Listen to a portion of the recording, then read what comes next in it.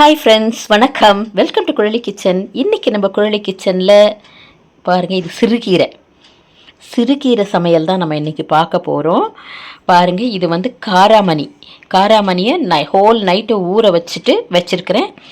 அதை வந்து நம்ம குக்கரில் விட்டு ஒரு 3 விசில் நல்லா ஊறி இருக்குது. 3 விசில் வச்சு இறக்கி வச்சுக்கணுங்க. பாருங்கள், நல்லா ஊறி இருக்குது. ஒரு ஃபுல் நைட்டு ஊற வச்சுட்டேன்.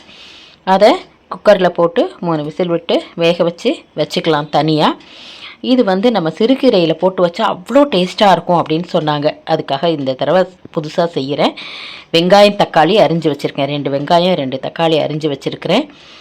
இது வந்து வேக வச்ச காராமணி தாங்க. இது வேக வச்சு எடுத்து வச்சுருக்கேன். ஏன்னா பாதி வந்து நாங்கள் சுண்டலாக சாப்பிட்டுட்டோம் மார்னிங் பிரேக்ஃபாஸ்ட்டுக்கு. பாதி எடுத்து வச்சுருக்கிறேன் இந்த இதுக்கு போடுறதுக்கு, கீரைக்கு வந்து துவரம்பருப்பு ஆஸ் யூஷுவல் நம்ம கூட்டுக்கு வந்து வேக வைப்போம் இல்லைங்களா, அதே மாதிரி துவரம்பருப்பும் வேக வச்சுட்டேங்க. காராமணி வேக வச்சுட்டு துவரம்பருப்பும். இப்போ இதில் வந்து கொஞ்சம் இந்த அரவை கொஞ்சம் வந்து நம்ம அரைச்சி வச்சுக்கணுங்க. மசாலா தேங்காய் வந்து ஒரு 4-5 பத்தை தேங்காய் எடுத்துக்கிட்டேன்.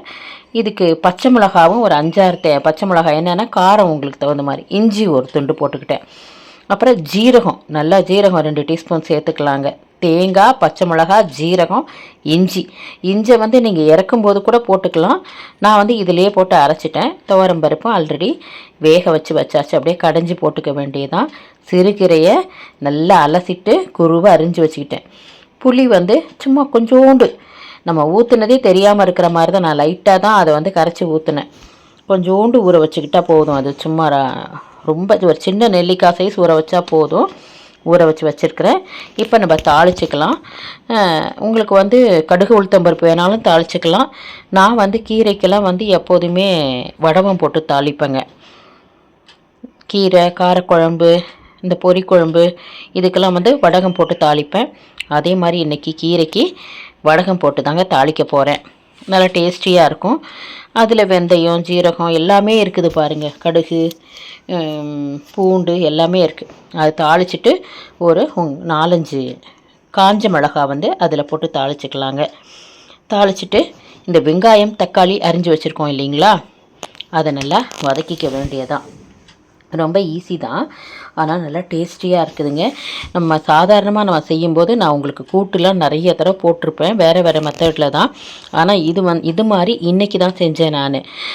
சூப்பராக இருந்துச்சு சாப்பிட்றதுக்கும். அதனால தான் வந்து இதை வந்து போட்டுடலாம் வீடியோன்னு சொல்லிவிட்டு எடுத்தேன் ஃபஸ்ட்டே. நான் டிஃப்ரெண்ட்டாக செய்கிறதுனால தான் நான் வீடியோவே எடுத்தேன். இது தேவையான அளவு உப்பு போட்டுக்கணுங்க. உப்பு போட்டுட்டு நல்லா சீக்கிரமாகவே வதங்கிடும்.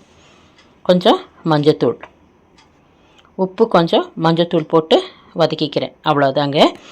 இப்போ இதுலேயே நீங்கள் கீரையும் போட்டு நல்லா வதக்கிக்கலாம். இது கொஞ்சம் வதங்குச்சுன்னா கீரையை நல்லா அலசிட்டு அப்புறமா குருவை அரிஞ்சு வச்சுருக்கிறேன், அதையும் போட்டு நல்லா வதக்கிக்கலாம். நல்லா 2 கட்டு கீரை தான், ஆனால் இதில் போட்டால் அப்படின்னு நல்லா சுருங்கிடுங்க. நல்லா கட்டுக்கு வந்து ரொம்ப நல்லா சுருங்கிடும்.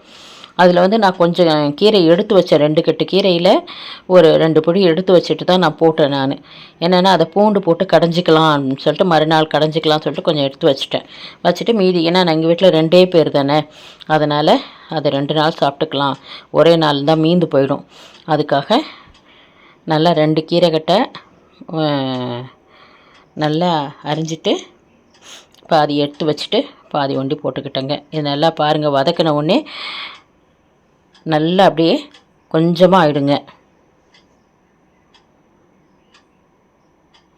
இப்போ இதில் வந்து காரத்துக்கு பச்சை மிளகாய் போட்டிருக்கேன், காஞ்ச மிளகாவும் தாளிச்சிருக்கேன். அதனால நான் இதில் மிளகாத்தூள்லாம் எதுவுமே போடலைங்க, அந்த பச்சை மிளகாய் காரம் தாங்க.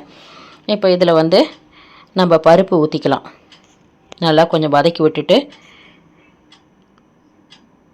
கொஞ்சம் அதுலேயே கொஞ்சம் பாதி வெந்துருங்க. அது நம்ம வதக்கிறதுலே பாதி வெந்துடும். இந்த தேங்காய், பச்சை மிளகாய், இஞ்சி, ஜீரகம் அரைச்சி வச்சுருந்தேன் பாருங்கள், அதை தான் போடுறேன் நான். அதையும் போட்டுட்டு நல்லா தண்ணி ஊற்றிக்கலாம். இதை கொஞ்சம் நல்லா கிளறிட்டு சீக்கிரம் ஆகிடும். கொஞ்சம் இந்த ஸ்மெல் போகட்டுன்னு ஒரு 2 பரட்டு விட்டுட்டு பருப்பும் ஊற்றிக்க வேண்டியதாங்க. அதிலே வெந்துடும். ஒரு 2 கொதியிலே இந்த கீரை வந்து நல்லா சூப்பராக வெந்துடும். நல்லா டேஸ்டியாக இருக்குதுங்க. அதுவும் அதில் வந்து இந்த காராமணி பயிறு நான் இது வரைக்கும் கீரையோடு போட்டதில்லைங்க. இந்த தடவை தான் நான் அதுவும் ஒரு யூடியூப் பார்த்து தான் செய்கிறேன். காராமணி பயிறு போட்டு செஞ்சால் நல்லா இருந்துச்சு, சூப்பராக இருந்துச்சு. ஒரு கீரை சாப்பிடும்போது அந்த காராமணி பைட் பண்ணுறது ரொம்ப நல்லா இருந்துச்சு. செஞ்சு பாருங்கள் நீங்களும். கீரை செய்யும்போது இது மாதிரி காரம் பிளான் பண்ணிவிட்டு மறுநாள் கீரை செய்ய போகிறீங்கன்னா நைட்டே நீங்கள் காராமணி பயிறு ஊற வச்சுருங்க. ஊற வச்சுட்டு வேக வச்சு அதில் போடணும். இப்போ இந்த பருப்பும் ஊற்றியாச்சு, துவரம் பருப்பு கொஞ்சமாக வேக வச்சுருந்தேன், அது நல்லா கடைஞ்சி ஊற்றியாச்சு. இப்போ அடுத்து வந்து இந்த காராமணி பயிரையும் நம்ம ஊற்றிட வேண்டியதாங்க. ஊற்றிட்டு நல்லா கொதிக்கிட்டோன்னு இறக்கும்போது என்ன செய்யணும், கொஞ்சம் நெய் போட்டுக்கணும். பாருங்கள், இது தண்ணியோடே அப்படியே நான் ஊற்றிக்கிட்டேன். கொஞ்சம் வந்து நான் சுண்டல் காலையில் எப்போதும் தாளிக்கிற மாதிரி சுண்டல் தாளித்து பிரேக்ஃபாஸ்ட்டுக்கு கொஞ்சம் சாப்பிட்டுட்டோம். மதியானத்துக்கு இந்த கீரைக்கு போடுறதுக்கு பாதி எடுத்து வச்சுட்டேன். இப்போ கீரையிலையும் போட்டுட்டோம். நல்லா சூப்பராக இருந்துச்சுங்க சாப்பிட்றதுக்கு. செஞ்சு பாருங்கள், கண்டிப்பாக உங்களுக்கு பிடிக்கும். நல்லதை உண்போம், நலமுடன் வாழ்வோம். நம் சுவை நம் கையில். நமக்கு எந்த டேஸ்ட்டு பிடிச்சிருக்கோ அதை செஞ்சு சாப்பிடலாம். இந்த கொஞ்சோண்டு புளி ஊற வச்சுருந்தேன் பாருங்கள், அது ஒரே ஒரு தடவை அப்படியே கரைச்சிட்டு ஊற்றிக்கிங்க. லைட்டாக ஊற்றினா போதும். இப்போ இது ஒரு 2-3 கொதி விட்டுட்டு லாஸ்ட்டாக இறக்கும்போது நம்ம நெய் போட்டு இறக்கிடலாம். நம்ம அவ்வளோதான். அவ்வளோ அருமையாக இருக்குதுங்க. நீங்கள் செஞ்சு பாருங்கள். உங்களுக்கு இந்த வீடியோ பிடிச்சிருந்துச்சுன்னா குழலி கிச்சன் சேனலை like, share, comment and subscribe my dear friend. இது போல் ஒரு அழகான வீடியோவில் மீண்டும் நாம் சந்திக்கலாம். இந்த கீரைக்கூட்டு உங்களுக்கு பிடிச்சிருந்துச்சுன்னா உங்கள் கமெண்ட் பாக்ஸில் போஸ்ட் பண்ணுங்கள் ஃப்ரெண்ட்ஸ். வாழ்க வளமுடன். நன்றி.